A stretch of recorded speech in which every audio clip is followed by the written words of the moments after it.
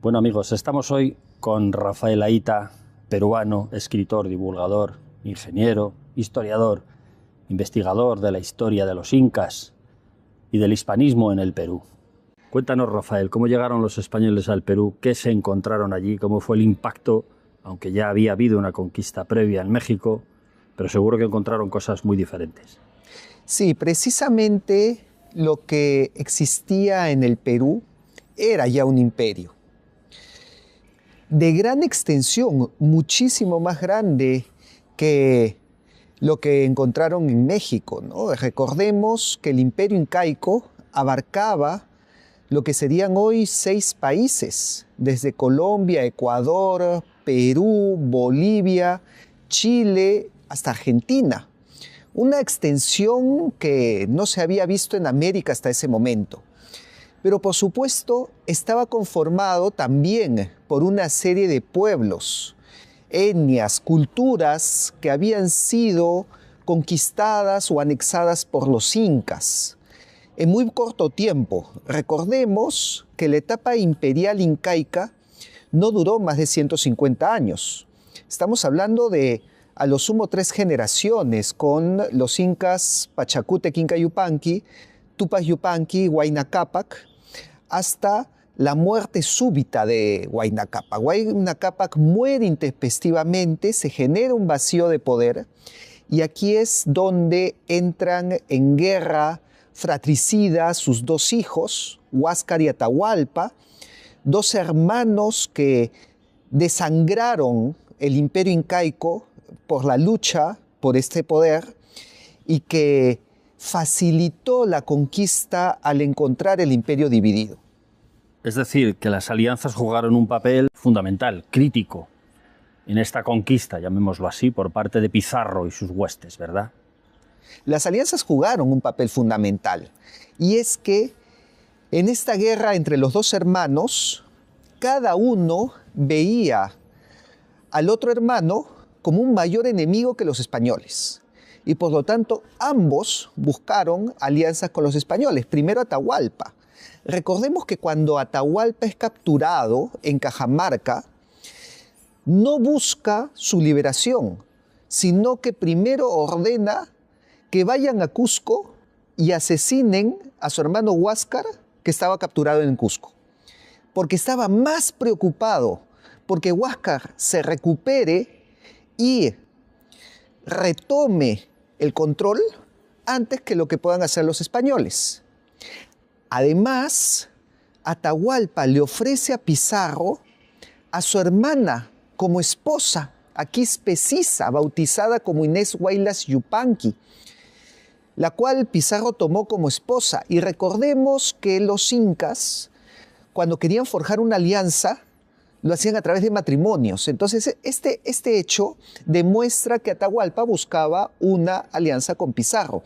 Al mismo tiempo, cuando Pizarro ejecuta a Atahualpa e ingresa a Cusco, los aliados de Huáscar lo festejan y lo ven como un gesto de unidad y de alianza con Pizarro, ya que Atahualpa había ejecutado a Huáscar.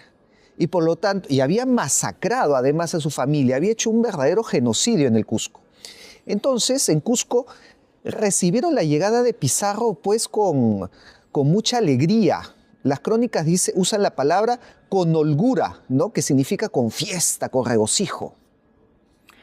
En estas 3 partes que me estás diciendo, los 2 hermanos y Pizarro, no hubo un comportamiento benevolente, parece, por ninguno de los 3, ¿no? Es decir, todos buscaban al final sus intereses.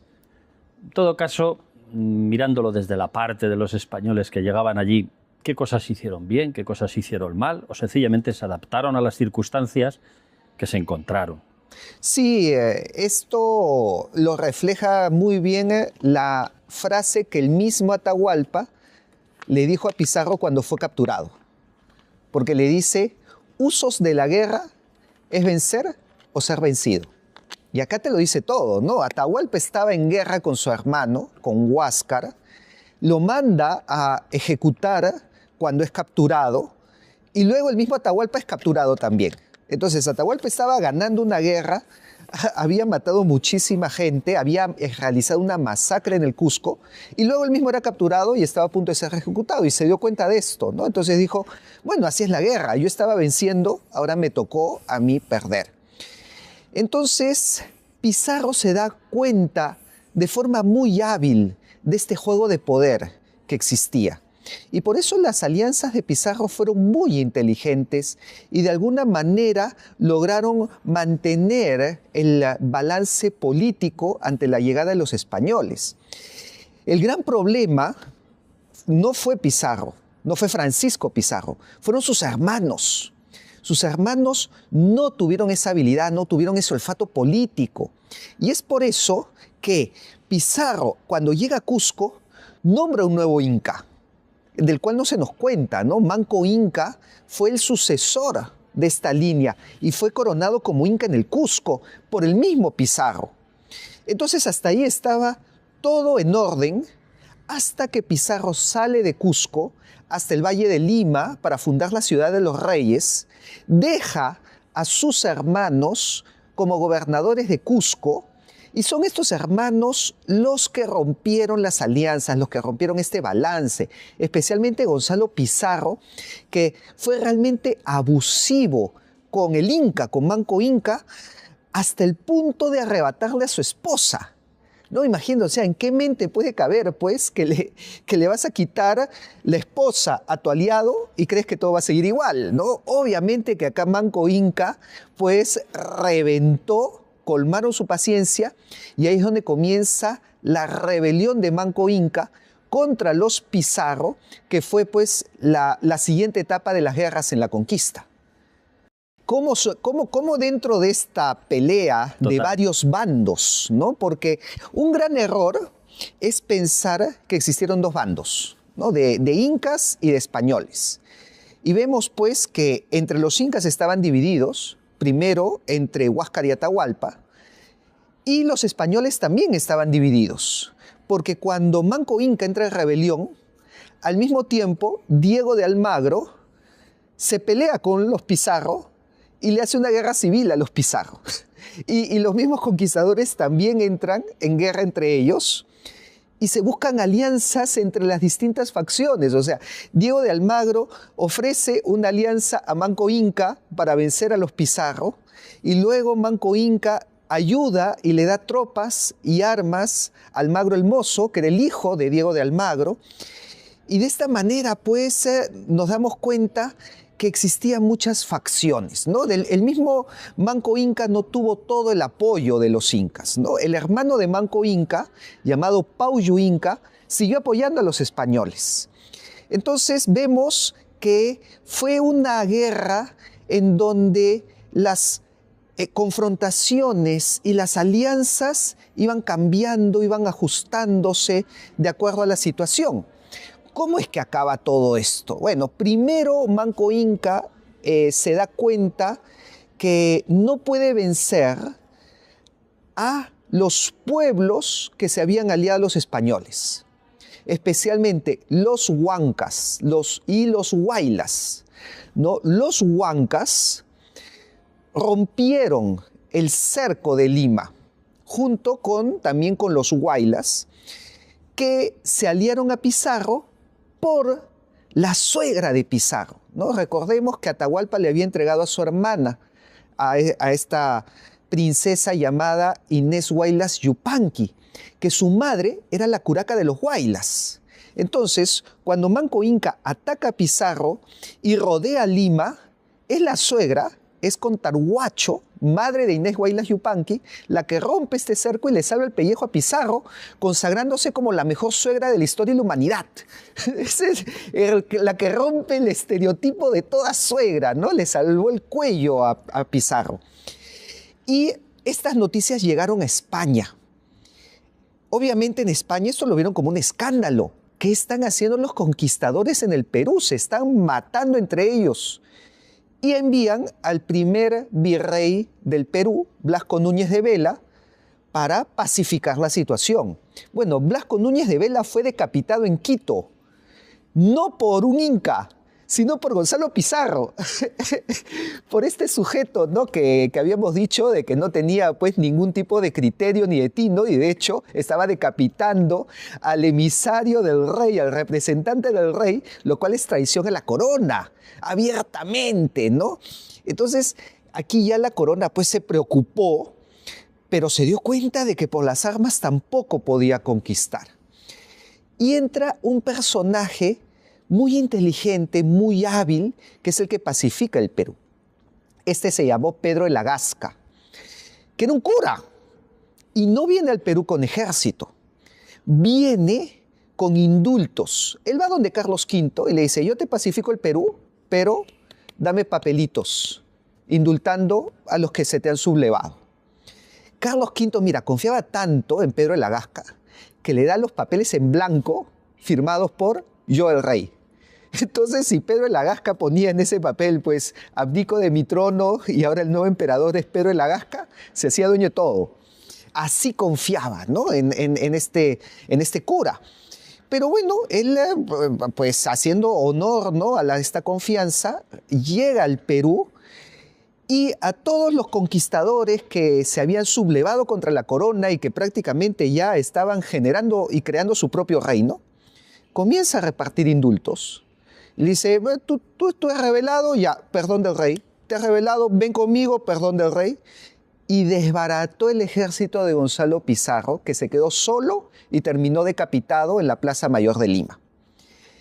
Pero todavía estaba el problema con Manco Inca. Manco Inca todavía seguía rebelde en Vilcabamba. Vilcabamba era un pequeño reino que fue el último reducto de los incas, donde los incas todavía reinaban. Por lo tanto, Felipe II le escribe una carta a Manco Inca reconociendo que su sublevación fue justa. Creo que esta carta debería tomarse más en cuenta porque es un acercamiento al Inca, en donde el mismo Felipe II le escribe, os ruego que os pongáis en recado de Blasco Núñez de Vela, ¿no? O sea, se dirige al Inca como otro rey, ¿no? No ordenándole, sino yo os ruego que nos acerquemos. Y Pedro de la Gasca también sirve como embajador, el mismo Pau Inca, que dije que había mantenido su alianza con los españoles, sirve también como embajador, como mediador, y el hijo de Manco Inca, llamado Saidi Túpac, viaja hasta Lima, se reúne con el virrey Hurtado de Mendoza y firman una alianza, la cual es el Pacto Hispano-Inca. Es donde los incas se incorporaron al reino del Perú, siendo reconocidos como nobles por España. Es más, a la hija de Saidi Túpac se le entrega un título nobiliario, que es el Marquesado de Oropesa, y que fue el que identificó al heredero, al descendiente de los incas, dentro de este título nobiliario. Y bueno, los demás descendientes incas también fueron reconocidos con escudos, con privilegios, mantuvieron sus palacios, tuvieron una corte y vivieron como nobles dentro del virreinato por los casi 300 años del virreinato. Y eso lo vemos, ¿no? En los cuadros, en la iconografía. Vemos estas imágenes donde incas que ciñen la borla del Inca, la mascaipacha, son retratados pues como nobles, como alférez del rey, portavoces del rey, ilustrados, estudiaban en el Colegio San Francisco de Borja de los jesuitas, hablaban español, quechua y latín, montaban a caballo, les gustaba la música barroca, o sea, eran una nobleza que no tenía nada que envidiarle a la nobleza europea. Bien es cierto que toda la llegada de extranjeros puede ser traumática, ¿no? Cambiaron de rey, de alguna manera, pero la calidad de vida, en lo que se conoce del Virreinato del Perú, fue magnífica, no menor que el Virreinato de Nueva España, ¿no es así? Es decir, 300 años de alguna manera gloriosos, ¿no?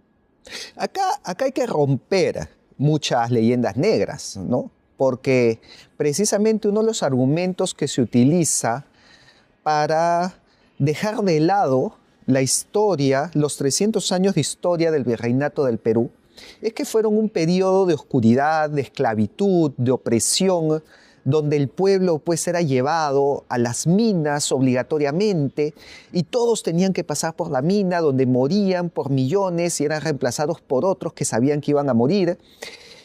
Y esta es la versión que siempre encuentro cuando hablo, pues, cuando hablo de las bondades del virreinato. Me dicen, no, pero vamos, eso fueron los nobles. Ya, eso fue una élite que no llegaba al 1% de la población. Pero el resto de la población desfilaba en masa hacia las minas donde morían en esclavitud. Y por esto, pues, mejor no hay que ni estudiar el virreinato. ¿Para qué? Fueron 300 años de oscuridad. 300 años donde solo sucedieron cosas malas para el pueblo. Vamos, esto no fue así. Esto no fue así. Para empezar, tenemos que la esclavitud de los naturales del Perú estaba prohibida por las leyes de Indias. No eran esclavizados, no podían ser esclavizados y no tenemos ni un solo registro, ni un solo caso, ni una sola evidencia de un solo indígena andino esclavizado en el Perú, ¿no? Porque ya el tema de la población africana, que ahí sí hubo esclavitud a través de los comerciantes portugueses, no estaban incluidos dentro de esta ley. Pero cuando yo estoy hablando de los naturales indígenas del Perú, no conocemos ni un caso de esclavitud. Entonces, muchos acá preguntan, ¿y el tema de las minas? Que sí, es verdad. El tema de las minas era muy difícil. La minera era muy peligrosa. Y es cierto que existió mucha mortandad en las minas. Sin embargo, la figura que se utilizaba en la mina era de retribución. El trabajo era pagado. Pero claro, acá el argumento es, aunque te paguen, si vas obligado, pues, y vas obligado a que mueras, ¿qué te importa que te paguen? Y esto también es parte de la leyenda negra. Esto no es totalmente cierto, porque hay una investigación de Asadurian, que la pueden encontrar en bases de datos científicas, que menciona que el 70% de la mita o más era voluntaria, justamente por el tema del pago, porque era un buen pago. Y esto pues te desmonta el argumento de la esclavitud, ¿no? Pues si estamos hablando de que era voluntaria, que era mano de obra que iba por sus propios medios y por su propia libertad. Y claro, muchos se preguntan, pues, ¿y entonces el pueblo qué estaba haciendo? La principal actividad económica, que era la agricultura, la ganadería, siguieron viviendo en sus comunidades e incluso mantuvieron sus autoridades, porque en las comunidades andinas seguían gobernando los curacas y seguían estando bajo el mando de los curacas. La cuestión era que el curaca ya no respondía ante el Inca, ya no le daba el tributo al Inca, ahora le daba el tributo al virrey y respondía ante el virrey. Pero el que mandaba en su comunidad eran los curacas. Los curacas fueron el puente, fueron el vaso comunicante entre lo que se llama la República de Españoles y la República de Indios. En la República de Indios eran todas las comunidades de los naturales que vivían bajo las leyes de Indias y tenían una mayoría indígena y gobernaba el curaca. Mientras que aquellas ciudades que tenían mayoría de españoles o de criollos era gobernada por el virrey y obedecían a las leyes de Castilla. Este sistema dual se comunicaba a través de los curacas, que eran el puente entre estos dos mundos. Lima, en este sentido, pudo ser el escaparate de aquel virreinato, el esplendor de lo que fue aquella capital, su catedral, su plaza, etc. No, sí, claro. Lima era un centro político, cultural, intelectual. Tuvo la primera universidad de América, ¿no? La Universidad de San Marcos, la decana de América. Era un centro económico con el puerto del Callao. Pero no era el único. Cusco y el sur del Perú en general eran más ricos que Lima, ¿no? Lo cual también desbarata esta idea del extractivismo de recursos naturales que no dejaban ninguna riqueza. Cuando el Banco Central de Reserva ha sacado una serie de libros de historia de la economía donde demuestra que durante el virreinato los Andes eran más ricos que la misma Lima. Y por lo tanto, existía un esplendor que se vio en las artes, que se vio en la cultura. Y ahí es donde tenemos la escuela cusqueña, la escuela quiteña, la escuela de Potosí, en donde ciudades del interior del Perú tenían universidades. Cusco tenía 2 universidades. Universidades en Quito, universidades en Charcas, universidades en Huamanga. Vamos, estos eran lugares donde la población española y criolla era mínima. Estas eran universidades para naturales, para curacas, para sus hijos, para personas andinas. Entonces, existía educación, existía cultura, la pintura de aquella época, la música. Poco se sabe que la primera polifonía que se escribió en el continente americano no fue ni siquiera en español, fue en quechua. Y yo recomiendo que lo busquen. Se llama el Hanaj Pacha Kusikuinin, que es un himno a la Virgen María. Se traduce como la alegría del cielo. Es una música preciosa. Y es muestra de este esplendor cultural, intelectual, social, ¿no? que nos aleja de esta visión oscurantista y de esclavitud que nos ha opacado todo lo bueno que lo tenemos ante nuestros ojos, porque la arquitectura está. Cusco es más barroco que la misma Lima. Su arquitectura, sus fiestas, sus costumbres, sus procesiones, sus celebraciones de santos, sus fiestas patronales son netamente barrocas hasta el día de hoy. Y eso es porque el surgimiento cultural, pues, sentó raíces tan fuertes que se mantienen hasta el siglo XXI. Entonces, lo vemos, pero la leyenda negra no nos permite reconocerlo. Y vamos a la frase famosa. ¿Cuándo se jodió el Perú? ¿Qué pasó? ¿Cuándo se jodió el Perú? Así es esta frase de Mario Vargas Llosa, ¿no? Que nos dice, bueno, pero si todo esto era de gran esplendor y existió esta alianza entre incas y españoles, entonces, ¿dónde están esos descendientes incas? ¿O en cómo hemos llegado hasta este momento? Y yo diría que no sucedió en una sola ocasión. Tuvo varios momentos. Y uno de los hechos más importantes en la historia del Perú que no nos cuentan fue la Guerra de Sucesión Española. Que en el Perú ni se conoce cuál fue la Guerra de Sucesión Española. Pero implicó el cambio de los Habsburgo a los Borbones. Y los Borbones hicieron una serie de reformas que le restaron el poder a los curacas. Además, la cosmovisión o la forma de pensar que trajeron de Francia era laicista. Sus reformas buscaban una modernización laical. Eso nunca fue aceptado en el Cusco. Hasta el día de hoy, Cusco, los Andes en general, son lo más católico que vas a encontrar en el mundo. Son netamente católico y conservador. Y según también nos demuestran los hechos, es que uno de los principales gatilladores para la caída del imperio fue cuando se quitó la amalgama que nos unía. Y esta amalgama eran los jesuitas.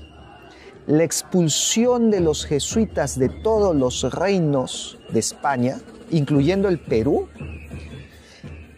quitó la unión, esta alianza que existía con los incas, porque los jesuitas eran los formadores de los incas y los curacas. El Colegio San Francisco de Borja era jesuita.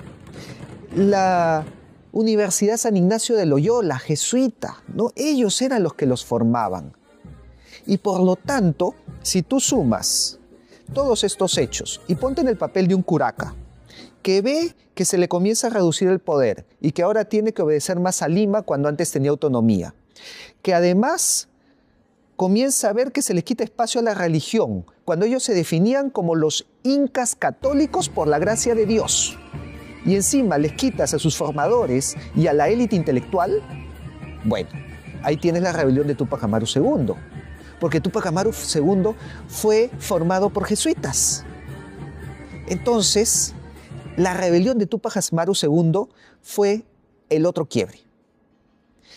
Si antes hablé de un matrimonio entre incas y españoles, la rebelión de Túpac Amaru II trajo el divorcio.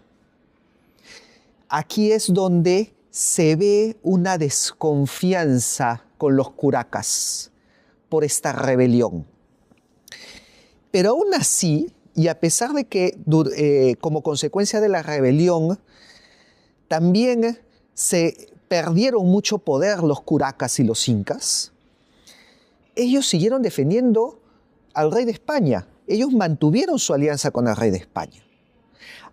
Hasta la batalla de Ayacucho. Pero vamos, la batalla de Ayacucho fue peleada por un ejército de peruanos que defendían al rey. ¿Contra? Contra extranjeros que venían de Colombia, de Argentina, de Chile.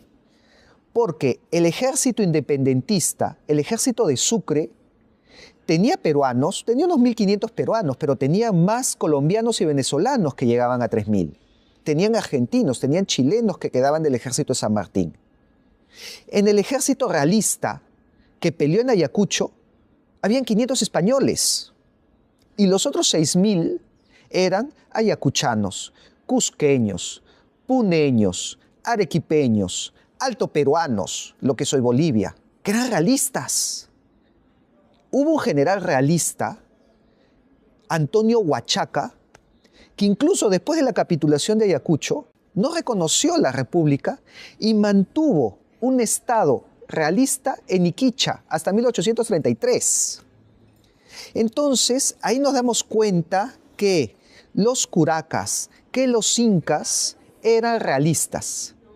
Ellos luchaban a favor del rey porque eran sus aliados y el rey era aliado de ellos y les mantenía un estatus y un orden político.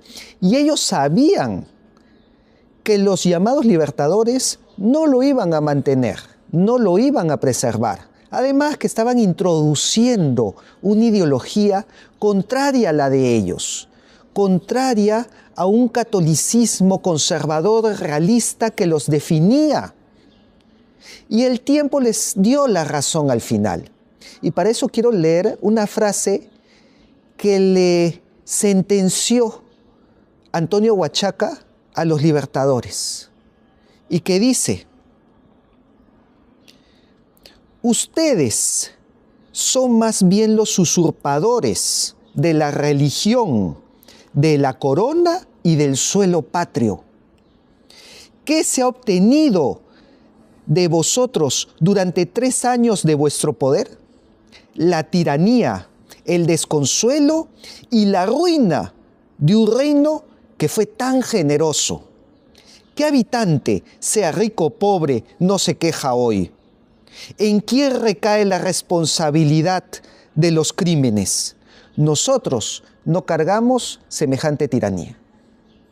Entonces, ante la pregunta, ¿cuándo se jodió el Perú?, también tenemos que mencionar que en 1825 Simón Bolívar le quitó todos los títulos nobiliarios, sus escudos y con ello sus riquezas. Les expropió las tierras a los descendientes incas y a los curacas, que desde ese entonces quedaron en el anonimato. Ellos, que eran la columna vertebral política de los Andes, cuando perdieron este poder, los Andes quedaron descabezados, acéfalos. Y por lo tanto, es ahí donde comienza esta brecha entre la costa y la sierra del Perú. Porque claro, Bolívar le rompió la columna vertebral política a los Andes al quitarle sus títulos a los incas y a los curacas, que eran los que mantenían la estructura de política y de poder en los Andes. Has hablado de Simón Bolívar. Realmente, en estas batallas de liberación, entre comillas, había más extranjeros que no solamente hispanos de Chile y de otros países cercanos. Ahí había unos intereses extraños por la secesión. Claro, ahí está clarísimo el caso de Miller. Y no solamente él.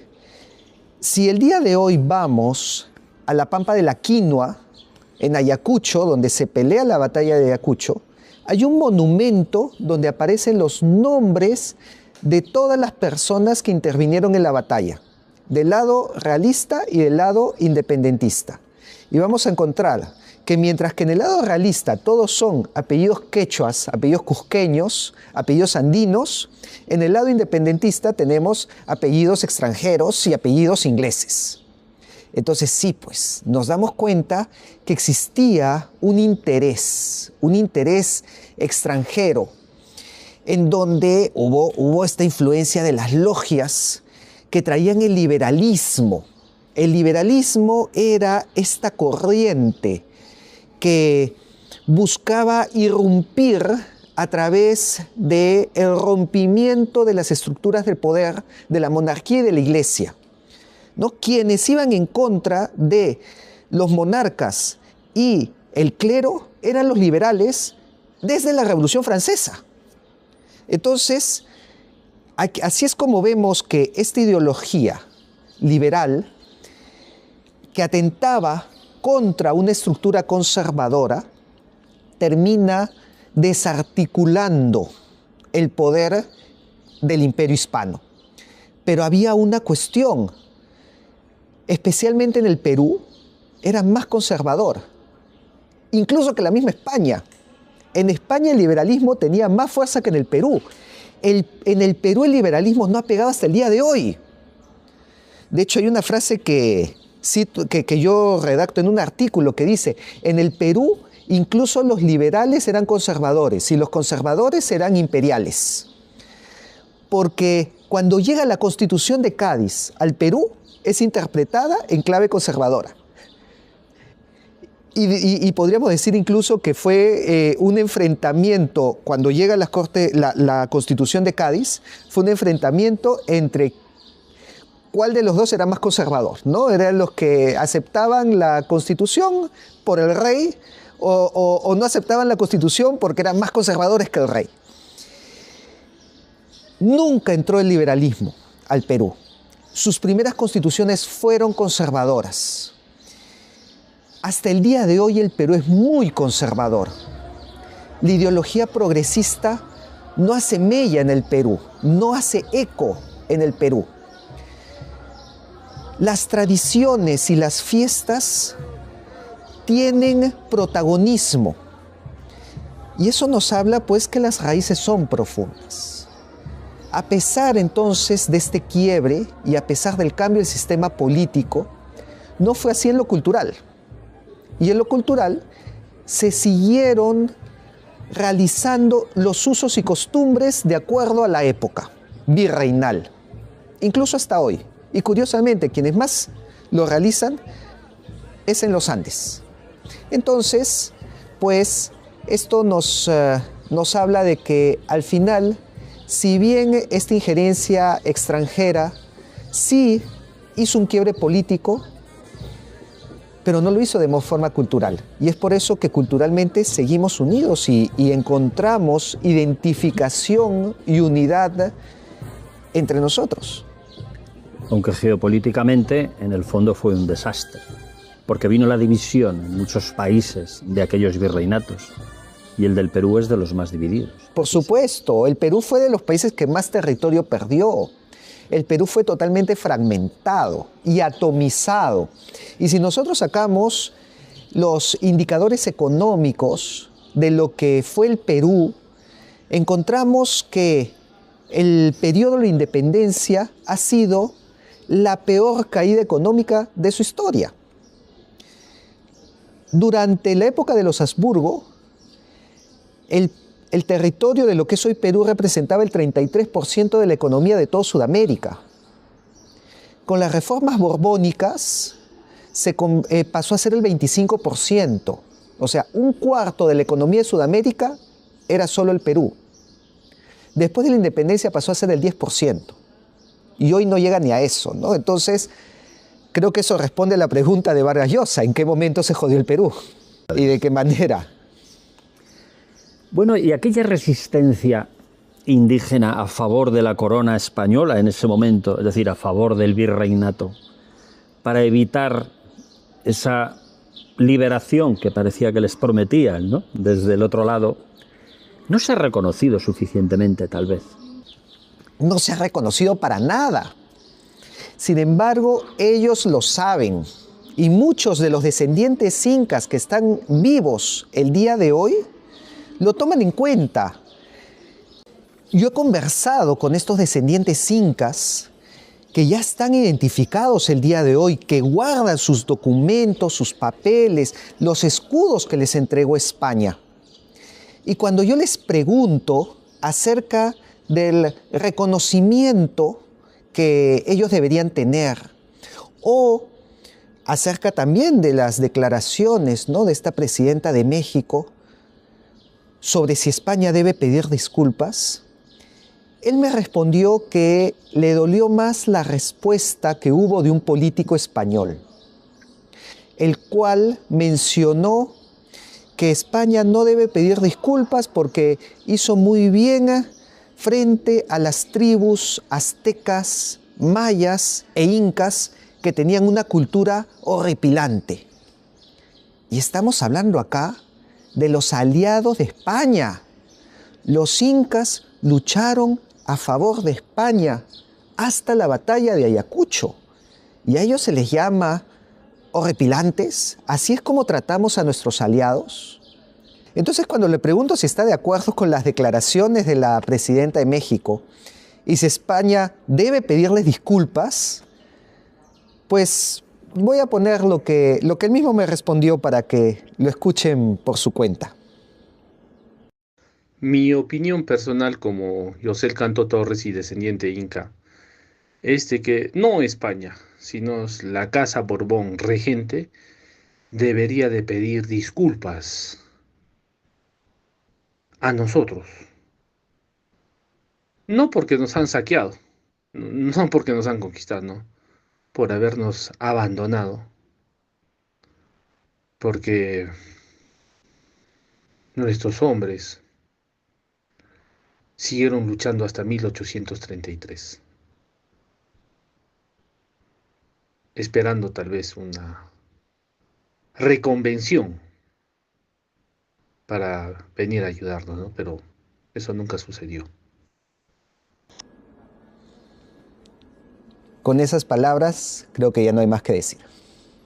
Lo que tenemos que hacer es retomar nuestros lazos de unidad, no de confrontación, no insultarnos entre nosotros, porque lo que nos une es más grande que lo que nos divide.